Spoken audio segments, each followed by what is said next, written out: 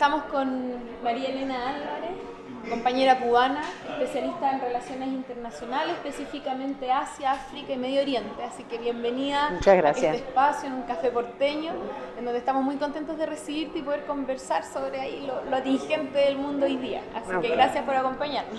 Bueno, pues yo estoy muy contenta de que me hayan invitado también. Gracias. Y bueno, para partir tal vez una mirada general, pero que creemos que es súper relevante como para entrar en el tema. ¿Por qué nos debiera interesar desde América Latina lo que pasa en Medio Oriente? Yo pienso que lo que pasa en Medio Oriente le interesa a América Latina y al mundo, no solo a Medio Oriente.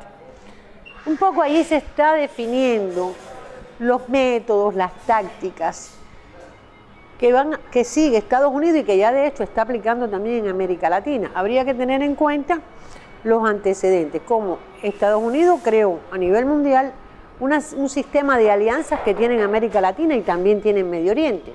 Pero en los últimos tiempos, por un problema de correlación de fuerzas, cuando tú analizas las contradicciones que se dan entre Estados Unidos, Rusia y China fundamentalmente, hay una puja en las relaciones internacionales por ver quién tiene el papel protagónico. Y en esto también se incluye quién tiene acceso a los recursos y quién controla esos recursos y quién controla en esa correlación de fuerza el mundo.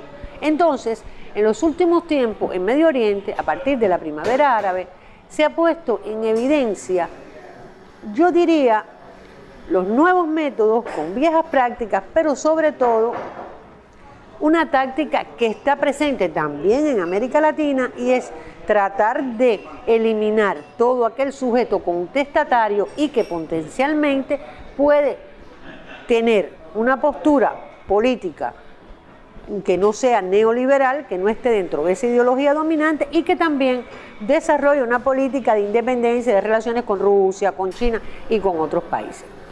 Pero tal vez lo más importante y que a veces no nos damos cuenta son los métodos no solo sutiles, sino los métodos violentos, la guerra en sí misma, que es una guerra diferente, es una guerra transnacional, es una guerra que no tiene en cuenta, o que sí tiene en cuenta el derecho internacional, vamos a decir, pero para manipularlo. Entonces aquí habría que hacer una salvedad.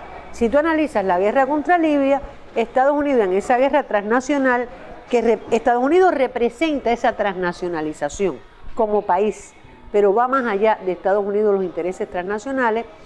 Otra de las características de esa guerra es que utiliza los medios masivos de comunicación y entonces tú tienes una guerra en la pantalla, pero lo que está pasando en el terreno es otro.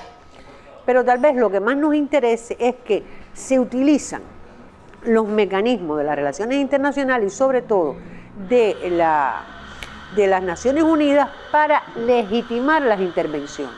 Esto Estados Unidos no lo logró en Siria, por eso es tan importante para América Latina seguir lo que ocurre en Medio Oriente. O sea, esa agresión no es la primera guerra que tiene lugar en Medio Oriente, pero en este caso la invasión de Estados Unidos se había dado en la guerra del Golfo en 91, se había dado después en Irak en 2013, citar a Afganistán, y en Libia. Y en Siria no fue igual, porque en este momento, a nivel internacional, parece indicar que hay un cambio en la correlación de fuerzas donde Estados Unidos se mide con Rusia y China fundamentalmente. Ahora, si vamos a la historia, vamos a ir desde la actualidad a la historia, yo te decía, Estados Unidos tiene aliados. Yo no me voy a referir a sus aliados en América Latina, pero por ejemplo, en el Medio Oriente ha sido aliada de Israel, que ha desatado varias guerras. Ha sido aliada de las monarquías árabes, que son los más reaccionarios, y que cuando tú analizas, por ejemplo, el Consejo de Seguridad del Golfo, ha tenido una política de represión hacia las movilizaciones en Bahrein, por ejemplo. Y entonces en América Latina, pues tiene también un sistema de alianza. Es un poco el mismo esquema, lo que en Medio Oriente, como hay una concentración de las riquezas petroleras, que también las hay en América Latina, pues entonces quiere mantener el control, porque lo tenía realmente. Entonces, ¿hasta qué punto Estados Unidos tiene un sistema de alianzas en América Latina que le posibilitará mañana, y ya en la práctica lo está haciendo, tener bases militares como las tiene en Medio Oriente, poder provocar una situación de contradicción y hasta de guerra entre dos países en América Latina. Ahí están las Malvinas con las fuerzas grandes de Gran Bretaña. ¿Hasta qué punto Estados Unidos en un futuro no intervendría en un país latinoamericano si su proceso revolucionario llega a ser peligroso para Estados Unidos? Además, ya hemos visto permanentes intentos de intervención de todos modos. Pero va más allá. Por ejemplo, los países de América Latina que tienen relaciones con Irán, por ejemplo, en la prensa estadounidense es tratado como son los países, son el diablo. ¿Por qué? Porque Estados Unidos tiene serias contradicciones con Irán. Estados Unidos tiene sus aliados en Medio Oriente. Ajá. ¿Cuáles debieran o son los aliados que gobiernos latinoamericanos, como el cubano, el venezolano, tienen que proyectar y fortalecer en Medio Oriente para contrarrestar las alianzas norteamericanas? Bueno, mira, eso es histórico, es bien difícil, sobre todo ahora que han habido cambios. Históricamente, Estados Unidos tuvo un problema en Medio Oriente, que logró irlo resolviendo. Tenía que buscar, como estaba aliado de Israel, tenía que llegar a un acuerdo y a tener aliados dentro de los árabes. Y lo logró, sobre todo con las monarquías árabes, como te decía, y con Egipto, después de los acuerdos de la firma de Camp David 78 y en el 79, con la firma del acuerdo egipcio-israelí, y después con Mubarak. Otras monarquías también del norte de África, Turquía, que pertenece a la OTAN, Jordania también, o sea, las monarquías en general eran aliadas de Estados Unidos. Entonces, en ese esquema, la fuerza más progresista era el movimiento palestino. Pero como tal, el movimiento palestino no tenía un Estado per se, porque Israel le arrebató ese derecho. Entonces, América Latina y los pueblos progresistas, incluyendo a Cuba, lo que han hecho es, durante todo este tiempo, apoyar al movimiento de liberación palestino, la necesidad de fundar el Estado, pero además han apoyado o han tenido relaciones muy cercanas con Siria, porque fíjate, lo progresista en Medio Oriente se vincula sobre todo al apoyo al movimiento palestino, porque no tenemos mucho tiempo, pero si tú analizas la historia de Medio Oriente del 48 para acá, dentro del área y fuera, estaba modelado de esa manera. El centro del conflicto en el Medio Oriente era la lucha entre palestinos e israelíes. Y entonces, dentro del área, los países, aunque no reconocían de forma abierta a los más reaccionarios a Israel, bueno, pues eran aliados de Estados Unidos y por sus pueblos temían. Pero la postura, por ejemplo, de Siria con respecto a los palestinos, la postura de Irán con respecto a los palestinos, coincidía con las fuerzas progresistas a nivel internacional. Esto se debilitó mucho a partir del año 91. Cuando cae el campo socialista, que se dan estas nuevas relaciones internacionales, el movimiento palestino comienza un proceso de conversaciones con Israel que a la larga ha fructificado muy poco y hay un debilitamiento, vamos a decir así, del movimiento de liberación en el área. Es muy difícil decirte, podemos aliarnos a este o al otro. Lo que se ha hecho en la práctica, o lo que ya se ha venido haciendo es, Irán ha fortalecido sus relaciones con los países latinoamericanos. ¿Qué coincidencia pudiera haber? Irán es una revolución islámica muy interesante. Hay que leer mucho sobre esto porque muchas personas la rechazan de principio. Pero como Irán, ¿qué tiene Irán con respecto a los países latinoamericanos que son contestatarios de Estados Unidos? Bueno, pues que Irán tiene una política antiimperialista. Y de hecho, en la práctica ha habido un acercamiento de Irán con respecto a algunos países latinoamericanos y de esos países latinoamericanos con Irán. No, y alianzas sumamente relevantes de apoyo. Y sobre todo económica, también económica.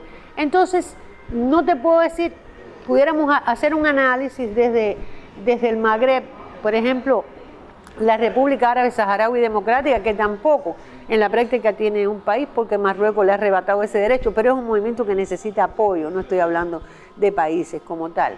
Hoy día, bueno, ya Libia fue un país invadido, que las fuerzas progresistas trataron de que no se diera la agresión, pero un poco allí, como se demonizó a Gaddafi, se perdió la perspectiva de que Gaddafi dirigía, era un hombre, pero el Estado y el país era otra cosa. Y eso un poco también viabilizó la invasión de Estados Unidos y no se sabe lo que está pasando ahí, el nivel de violencia. Egipto está en una situación de inestabilidad, los militares, bueno, ya van a la Constitución, etcétera. Estoy tratando de ir por el mapa.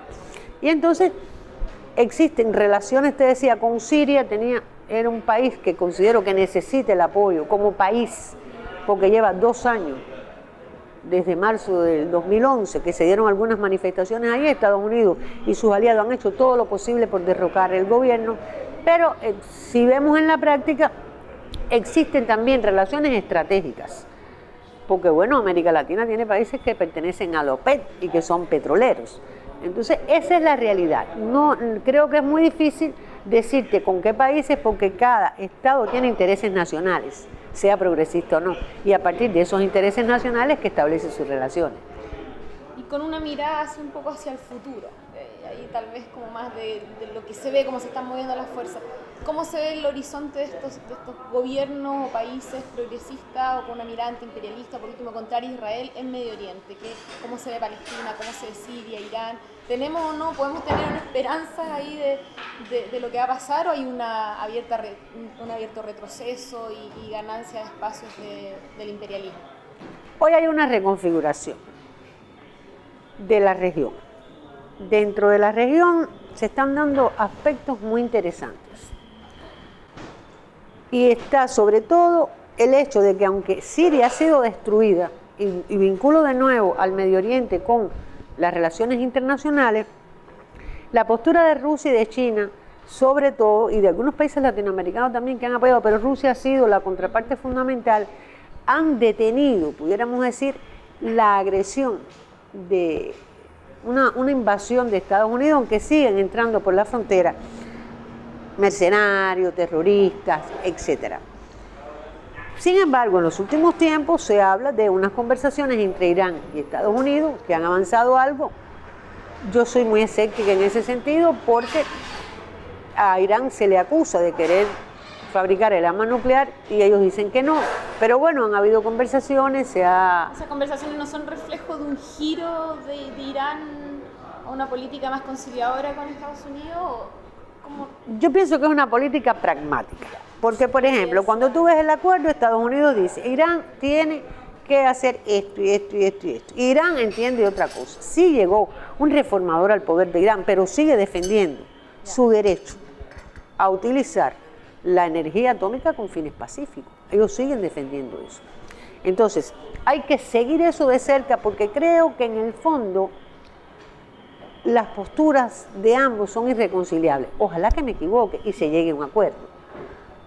Creo que más que una postura diferente de Irán, aunque lo es, un lenguaje sobre todo menos fuerte, nos da una postura de Estados Unidos que tuvo que ceder, vamos a decir entre comillas, y sentarse a conversar con Irán, porque hasta este momento, desde el año 79, nunca lo habían hecho. Lo mismo pasa con Siria. En agosto Obama dijo, vamos a agredir a Siria, y ya después se sentaron en Ginebra 1 a conversar, y bueno, sí, que digan dónde están las armas químicas. Entonces, ha habido en los últimos 3, 4 meses, 5, una tendencia al diálogo. Puede estar influido por muchas razones, sin embargo, cuando tú analizas las fuerzas internas de Estados Unidos, hay muchos sectores que están en desacuerdo con esto. Y aunque se habla ahora de Ginebra 2, hay que tener en cuenta que la oposición en Siria no se pone de acuerdo. Entonces, las potencias, algunos dicen sí, vamos al diálogo, pero cuando tú lees a algunos dirigentes de Estados Unidos, pues entonces no están de acuerdo, tampoco están de acuerdo con las conversaciones con Irán. Entonces, y se habla del diálogo, del proceso de paz con los palestinos desde julio, que en una parte, aunque mañana le den el Estado a los palestinos y se conforme, sería un Estado enclaustrado por Israel. No, lo que queda es una lástima que no tengamos un mapa. Acá, cuando tú analizas la resolución 181 del año 47 y ves lo que realmente le queda a los palestinos, pues es un territorio fragmentado.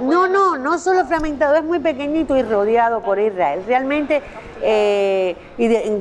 depende económicamente de ellos, tiene que pasar por el territorio israelí. Entonces tendría una situación muy complicada. Aparentemente, parece que se está llegando a un arreglo que, con esas fuerzas contestatarias a Estados Unidos, que demuestran, yo diría, cierta debilidad de Estados Unidos, porque ha tenido que sentarse a conversar y hasta ahora no había hablado de eso, pero Yo decía una vez que yo, tal vez por educación, pues siempre sospecho de Estados Unidos, sobre todo cuando se trata de portar bien. Y si tú lees lo que ellos están diciendo, están sentados hablando con Irán, pero están diciendo que no, que las armas químicas. Entonces, Israel sobre todo también está, que es su aliado más importante, está en desacuerdo con esto.